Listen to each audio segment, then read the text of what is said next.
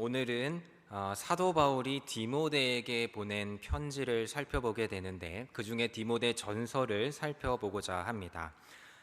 우리가 아는 대부분의 서신서들을 보면 교회들을 수신자로 해서 교회들의 이름으로 편지를 쓰곤 합니다. 로마서도 그렇고 고린도 전후서도 그렇고 갈라디아서, 에베소서, 빌립보서 등 대부분의 이 편지들은 교회를 대상으로 이렇게 편지를 기록하곤 했습니다. 그게 아니면 편지를 쓴 사람의 이름으로 편지가 시작되기도 합니다. 베드로전서는 베드로가 썼고 야고보서는 야고보가 기록했고 요한서신 요한 1, 2, 3서는 요한이 기록을 했습니다. 그런데 성경 책에 보시면 성경 옆에 이렇게 반달 모양으로 색인이 있는데 그 중에 딤딧몬이라고 되어 있는 요 딤딧몬, 디모데 전후서, 디도서, 빌레몬서 이렇게 세 권의 성경은 그 중에서도 특별히 개인에게 보낸 편지입니다. 딱 요 세 성경만 개개인한테 보낸 편지인데 재밌게도 요게 딱 묶여 있습니다. 이 편지들은 교회를 향한 공적인 편지인 것이 아니라 개인을 향한 사적인 편지라는 건데 그래서 그 문체나 내용을 보면 사적인 부탁도 있고 상당히 친근한 어투로 기록이 되어 있는 것도 보게 됩니다. 물론 그렇다고 해서 이걸 완전히 다른 관점으로 봐야 하는 것은 당연히 아닙니다. 바울이 디모데에게 보낸 사적인 편지이긴 하지만 궁극적으로 어떻게 목회를 해야 하는지 말씀하고 있고 또 어떻게 교회를 세워가야 하는지 알려주고 있기 때문에 이 편지들이 교회를 향한 하나님의 말씀이라는 데에는 변함이 없는 것입니다. 디모데는 바울이 선교 여행을 가던 중에 만난 사람이었습니다. 바울이 2차 전도 여행 중에 루스드라라는 곳에 들르게 되었고 거기서 디모데를 만났습니다. 디모데는 외할머니와 어머니의 신앙을 물려받은 그리스도인으로 이때부터 바울과 함께 다니며 바울의 사역을 돕게 됩니다. 그래서 우리가 바울의 동역자라고 할 때 대표적으로 떠오르는 사람이 바로 이 디모데입니다. 디모데는 바울과 함께 전도 여행을 다니기도 했고 또 바울이 어떤 교회의 말씀을 가르쳐 놓으면 그 말씀대로 교회를 양육하기도 했습니다. 바울에게 파송을 받아 데살로니가 교회에서 사역을 한 적도 있고 또 바울이 잡혀 있을 때에는 에베소 교회에서 목회를 하기도 했습니다. 바울이 이런 디모데를 참 귀하게 생각했다라는 것이 성경 곳곳에 등장하는데 믿음의 아들이라고도 하고 나아가 믿음의 참된 아들, 참 아들 된 디모데라고 부르기도 합니다. 바울이 직접 찾아가서 전도하고 또 문안을 하지 못할 때에는 이 디모데를 대신해서 보내기도 했는데 이때 디모데를 어떻게 표현을 하냐면 주 안에서 내 사랑하고 신실된 아들 디모데를 보낸다라고 기록을 합니다. 그만큼 디모데를 특별히 아끼고 있었다는 것을 보여주는 겁니다. 바울은 마지막에 로마를 향해 가는 그것까지 총 4차에 걸쳐서 여러 동역자들과 전도 여행을 다니고 있었는데 그러던 중에 바울이 감옥에 갇히게 되는 일이 2번 정도 발생하게 됩니다. 로마 감옥에 갇히는 게 2번인데 바울이 감옥에 갇히게 되니까 역시나 믿을 만한 사람들을 교회로 보냈고 거기서 각각 복음을 위한 일들을 담당하게 됐는데 당연히 이때 디모데도 디모데를 통해서도 교회를 가르치게 됩니다. 잠깐 언급했던 대로 디모데는 데살로니가와 에베소 교회에서 사역을 했는데 오늘 이 편지는 그 중에 에베소 교회를 가르칠 때 그 가르치고 있는 그 디모데를 가르치기 위해서 써준 편지가 바로 이 디모데 전서가 되는 겁니다. 이 편지가 기록될 당시 초대교회는 굉장한 핍박과 박해를 받고 있던 중이었습니다. 기독교는 사람의 살과 피를 먹는다라는 그런 야만적인 종교라는 오해와 모함도 받고 있었고 또 로마의 황제를 숭배하지도 않는 유대교 이단 중에 하나다라고 치부되고 있었습니다. 그래서 그 지도자격이었던 사도 바울조차 지금 그 문제 때문에 그 핍박 때문에 로마의 감옥에 있게 된 겁니다. 기독교회의 이 초기 상황들은 너무나도 비참한 수준이었습니다. 오늘 인사했는데 내일 안 보이면 잡혀간 겁니다. 잡혀가서 고문을 당하다가 사자밥이 되거나 톱에 켜서 죽임을 당하곤 했던 겁니다. 그렇다면 사도 바울은 그런 교회를 향하여 권면을 할 때 좀 현실적인 해결책을 줄 법도 합니다. 바울이라고 하면 누구보다 많이 맞아봤고 누구보다 많이 잡혀봤고 그런 쪽으로는 누구보다 경험이 많았습니다. 풀려나고 살아난 경험이 많으니까 혹시 편지를 통해서 핍박을 견디는 방법이라든지 신문을 당할 때 안전하게 벗어나기 위한 대답들을 알려줄 법도 합니다. 그런데 바울은 그런 현실적인 문제들을 언급하지 않고 교회가 어떻게 신앙생활을 해야 하는지 이것만을 놓고 계속해서 편지를 합니다. 심지어 디모데후서 4장에 보니까 너는 모든 일에 신중하여 고난을 받으며 전도자의 일을 하며 내 직무를 다하라 라는 말씀을 덧붙입니다. 신중하게 주의 일을 하면서 마땅히 고난도 받고 그러면서 우리의 직무를 다하라는 겁니다. 바울은 다른 지혜로 세상을 살지 않았습니다. 바울이 이 말씀처럼 세상을 살아갔고 마찬가지로 그리스도인들도 어떻게 살아가야 하는지를 알려주고 있는 그런 하나님의 말씀이 되는 겁니다. 그저 묵묵히 말씀으로만 살면서 그냥 그렇게 세상을 마주했던 겁니다. 그래서 오늘 본문 이전까지 디모데전서를 쭉 보면 먼저 초대교회에 일어났던 여러 가지 잘못들에 대해 가르쳐 줍니다. 거짓말에 대해서도 말하고 게으름에 대해서도 말하고 가난한 자와 과부를 섬기지 않는 것을 경고하고 교회 안에서 상전과 노예를 차별하고 있는 문제들도 이야기를 합니다. 지금 초대교회가 겪고 있는 핍박, 박해 이런 어려움도 어려움인데 지금 바울이 보기에는 교회 안에 이런 문제가 더 만연하고 있었던 것입니다. 우리는 바울이 이 편지를 기록한 시점을 대략 AD 60년 정도로 보는데 그렇다면 예수님께서 부활 승천하신 지 아직 40년도 안 되었고 그나마 디모데가 사역하고 있는 이 에베소 교회는 사도 바울에 의해 세워졌으니까 그 역사는 훨씬 짧았을 겁니다. 그럼에도 교회 안에는 이러한 일들이 가득하고 있었고 이로 인해 직접적으로 생겨나는 구원의 문제가 더 시급했던 것입니다.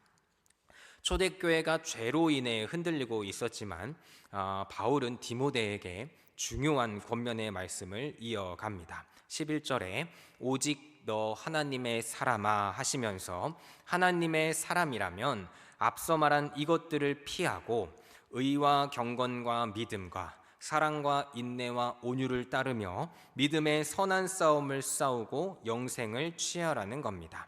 우리를 불러주시고 자녀 삼아주신 이유가 여기에 있고 우리를 세상 앞에서 이 복음의 증인으로 세우셨다는 겁니다. 의와 경건과 믿음, 또 사랑과 인내와 온유, 믿음의 선한 싸움과 영생, 어느 것 하나 쉽게 생각할 수 없는 덕목들입니다. 의에 대해 생각을 하면 우리는 절대로 우리의 힘으로는 하나님의 의에 다다를 수가 없습니다. 오직 예수님을 통해서 예수님의 의를 덧입을 뿐입니다. 인류는 에덴 동산 이후에 전적으로 타락한 존재가 되었습니다.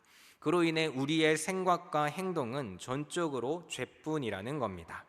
에덴 동산에서 쫓겨나가서 가인과 아벨이 하나님 앞에 제사를 올려드리는데 이때도 보면 가인을 보면 하나님을 예배하는 행동조차도 죄가 가득했습니다. 반대로 아벨의 제사는 받으셨는데 왜 받으셨는가 하면 히브리서를 보니까 믿음 때문에 받으셨다라고 기록을 합니다. 어떤 믿음이냐면 오실 메시아를 바라보는 그 믿음이 구약의 백성들 가운데에도 그 믿음이 있었고 곧 예수님을 통해서 그 믿음을 의로 여겨주셨다라는 겁니다. 우리에게는 의로 여길 만한 것들이 없지만 그래서 예수님을 통해서만 의로 여겨질 수가 있다는 겁니다. 또 경건도 우리의 힘으로 이룰 수가 없는 게 경건입니다. 경건은 하나님을 닮아가는 것을 경건이라고 합니다.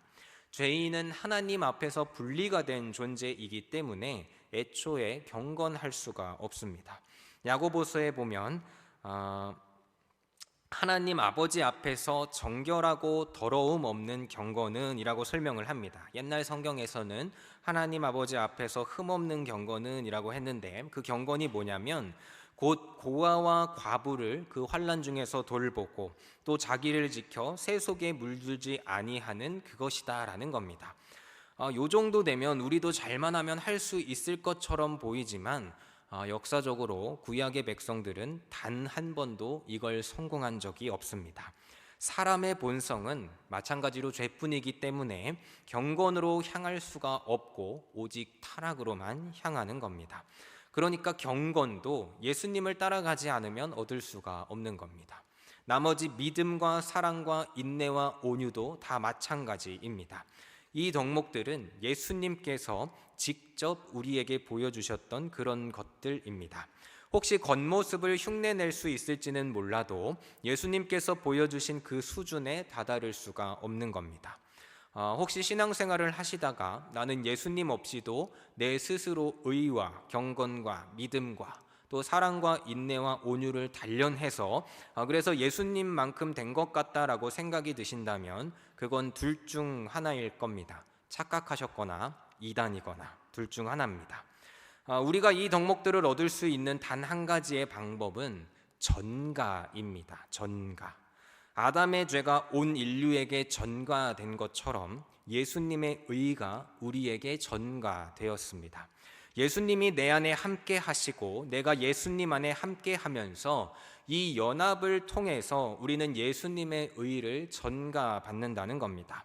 이 예수님이 우리와 연합하여 주실 때 하나님의 심판대 앞에 이 죄인을 세워놔도 내 안에 함께 하시는 예수님의 전가된 의를 보면서 우리를 의롭다 칭해 주신다라는 겁니다. 그래서 바울도 너는 믿음의 선한 싸움을 싸우라라고 말하면서 계속해서 보면 우리한테 지켜라, 너가 지켜라, 너가 지켜라 하고 말씀하고 있는 것 같지만 함께 읽은 말씀보다 쭉 내려가서 마지막 21절에 보면 그래서 은혜가 너희에게 있을지어다 하고 말씀을 마무리하게 됩니다. 예수님을 따라서밖에 살 수 없는 그 삶이 우리한테 필요한데 우리는 할 수 없기 때문입니다. 은혜가 있어야 한다는 겁니다. 전가된 의, 이 의는 은혜가 없이는 불가능한 일이다라는 겁니다. 이 은혜에 대한 이야기는 사실 디모데에게 편지를 하면서 맨 처음부터 기록하고 있었습니다. 바울은 스스로를 말할 때에 나는 죄인 중에 괴수다라고 이야기를 하면서 그러나 내가 예수 그리스도의 긍휼을 입었다라는 겁니다. 은혜를 입었다는 겁니다. 긍휼을 입었고 그래서 예수님이 먼저 오셔서 본을 보여주신 것을 따라 그걸 따라 내가 주를 믿노라 하고 고백을 했습니다. 우리가 하나님을 본받고 예수님을 본받아 살 수 있는 것도 오직 예수님과 연합하여 예수님의 것을 전가받을 때만 가능한 겁니다. 하나님께서는 내가 거룩하니 너희도 거룩하라 라고 우리한테 명령하셨는데 거룩하신 예수님께서 그 거룩을 가지고 우리와 함께 하셔야만 우리는 그렇게 하나님의 거룩을 본받을 수가 있는 겁니다. 그것처럼 오늘 디모데와 우리들은 죄를 피하고 믿음의 선한 싸움을 싸워내는 그리스도인으로 그렇게 부르심을 받았으니까 우리를 부르신 그 은혜 안에서 예수님을 본받아 끝까지 살아가라는 말씀을 하고 있는 겁니다. 예수님의 은혜를 입어서 예수님을 본받는다는 것이 12절 하반절부터 보면 선한 증언을 이어가는 모습으로 표현이 됩니다.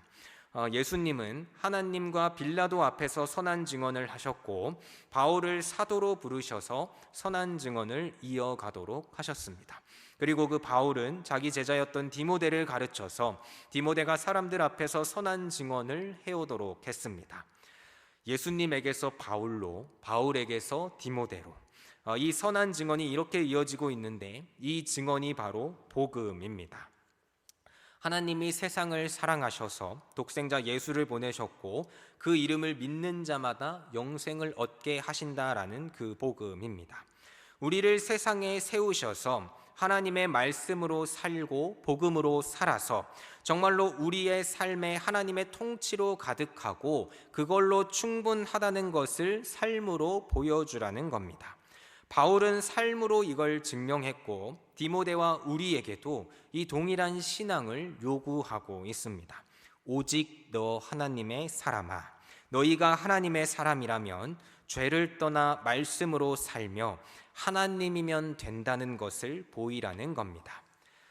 바울은 그 복음을 위하여서 죄를 피하고 의와 경건과 믿음과 또 사랑과 인내와 온유를 따라 믿음의 선한 싸움을 싸우라는 그 명령을 하고 있습니다. 보통 눈에 보이는 싸움들은 한 번 잘 싸우면 끝나기 마련입니다. 단순한 싸움일수록 짧게 끝나는 경우가 많습니다. 그런데 영적인 싸움은 한 번에 끝나지 않습니다. 매 순간 상황이 바뀌고 상황이 바뀔 때마다 새로운 영적 싸움이 시작되기 때문입니다. 그런데 여기서 싸움을 의미하는 이 단어를 찾아보면 혼자 하는 싸움을 뜻하지 않습니다. 주로 경기장이나 전쟁터에서 하는 단체 싸움을 의미한다고 합니다. 디모데와 에베소 교회에게 이런 싸움을 하라라고 말씀하신 건 교회가 함께 견뎌내라는 겁니다. 하나님께서는 복음 전파를 위해서, 복음 전파를 통해서 교회를 세우셨습니다. 교회는 말씀의 공동체이기도 하지만 신앙의 공동체입니다. 각 사람이 서로에게 교사가 되어줘야 하고 서로의 제자가 되어야 합니다. 흔들리면 붙잡아 주어야 하고 넘어지면 일으켜 주어야 합니다. 종종 TV에서 하는 예능들을 보면 팀에서 한 명만 완주하면 되는 그런 게임이 있는가 하면 반대로 팀의 마지막 사람까지 모두 완주를 해야 끝나는 그런 게임도 있습니다. 우리가 이 땅에서 마주하는 영적 싸움은 우리들 중에 누군가 한 명만 잘해서 그 사람만 먼저 결승선에 간다고 끝이 아닌 겁니다. 오히려 마지막 사람이 완주해야 하는, 마지막 사람까지 완주해야 하는 그런 게임과 비슷할 겁니다. 믿음의 선한 싸움은 한 몸이며 한 지체가 된 교회를 향한 예수님의 명령이기 때문입니다. 더욱이 이 싸움을 언제까지 해야 하는가 하면 끝까지 해야 하는 겁니다. 우리 주 예수 그리스도께서 나타나실 때까지 이 싸움을 지켜내라라고 말하는데 심지어 바울은 흠도 없고 책만 받을 것도 없이 이 명령을 지키라고 이야기합니다. 싸움을 하다 보면 상대를 제압하기 위해 나도 어느 정도 공격을 당할 수도 있습니다. 아무리 잘 싸워도 마음속에 분이 나기도 하고 또 화병이 나서 몇 날 며칠 밤잠을 설칠 수도 있습니다. 그런데 바울은 흠도 없고 책망받을 것도 없이 이 싸움을 이겨내라고 명령합니다. 그러려면 완전한 승리를 이루어야 한답니다. 완전히 압도적인 승리를 해야만 이걸 이룰 수가 있는 겁니다. 이 영적 싸움에서 압도적으로 승리하기 위해서는 역시 우리의 힘으로 할 수가 없습니다. 우리가 의와 경건과 또 믿음과 사랑과 인내와 온유를 따르기 위해서 이걸 위해 예수님의 연합이 필요했던 것처럼 이 싸움을 이겨내기 위해서도 예수님이 우리와 함께 하시지 않으면 안 되는 겁니다. 창조주께서 우리와 함께 하셔야만 이 싸움을 압도할 수 있고 그렇게 말씀 안에서 끝까지 믿음의 선한 싸움을 이겨내고 있으면 때가 되어 예수님께서 오셔서 만왕의 왕으로 또 만주의 주로 나타나실 것이고 그때에 우리는 모든 존귀와 영광과 권능을 아버지께 돌리게 된다는 겁니다. 우리가 교회로 불러주신 그 부르심 안에서 그 마지막까지 이 명령을 지키며 예수님을 본받는 삶의 모습으로 살아가야 한다라는 것입니다. 하나님의 자녀가 된 우리는 이 세상을 살면서 하나님의 것을 바라봐야 합니다. 세상을 살아가는 여러 가지 방법이 있을 겁니다. 때로는 빠른 게 좋고 때로는 많은 게 좋고 또 때로는 잘하는 게 좋고 때로는 좋은 게 좋을 때가 있습니다. 빠른 거, 느린 거, 많은 거, 좋은 거 이런 것들 중에 어떤 것이 제일 좋은가 하면 정답은 매우 간단합니다. 하나님이 좋다고 말씀하신 게 좋은 겁니다. 우리는 그걸 따라 살아가야 합니다. 하나님이 싫다고 하신 것을 죄로 알고 피해야 하고, 또 하나님이 좋다고 하신 것만 바라보며 그걸 지키기 위해서 싸움을 압도하며 살아가는 것이 진짜 그리스도인인 것입니다. 우리가 이걸 알아내기 위해서 날마다 말씀도 보아야 하고 매 순간 기도하며 하나님의 뜻을 구해야 하는 겁니다. 말씀을 보고 기도하는 것부터 그 싸움의 시작입니다. 우리는 이 싸움을 싸우며 삶으로 복음에 대해 증언해야 하는 겁니다. 다른 걸로 세상을 압도할 것이 아니라 믿음의 선한 싸움을 따라 살며 하나님만 붙잡고 사는 모습으로 그렇게 이 세상을 압도해야 합니다. 초대교회처럼 핍박을 당하고 고난을 당하더라도 힘과 돈으로 세상을 압도하는 게 아니라 말씀대로 살고 있는 그 모습으로 승리해야 한다는 겁니다. 초대교회는 베드로가 설교할 때 하루에 수천 명씩 몰려들었습니다. 그 무리의 숫자를 교회의 이익을 위해 이용할 수도 있었을 겁니다. 하지만 초대교회 사도들 중에 아무도 그러지를 않습니다. 믿음의 선한 싸움은 예수님께서 보여주셨던 대로 빌라도 앞에서처럼 묵묵히 나아가는 그런 길이기 때문입니다. 복음을 위하여 묵묵히 나아가면, 그러면 그때 하나님의 때에 기약이 이르면 하나님의 영광과 주권을 다 이루어 주신다라고 약속하셨습니다. 교회는 죄를 피하고 의와 경건과 믿음과 사랑과 인내와 온유를 가지고 그렇게 믿음의 선한 싸움을 끝까지 함께 달려가면, 그러면 그 마지막 때에 이루실 하나님의 영광을 마주하는 것으로 충분한 겁니다. 오늘 이 말씀을 기억하시며 남은 한 주간을 보내실 때에 예수님께서 영원한 왕으로 계시는 그 하나님 나라에서 우리를 영원히 살게 하실 것을 그걸 소망하시고 바라보시면서 우리와 연합하시는 예수님 안에서 그리스도인의 덕목을 가지고 끝까지 그 믿음의 선한 싸움을 이겨내시는 저와 모든 성도님들이 되시기를 예수님의 이름으로 소망합니다.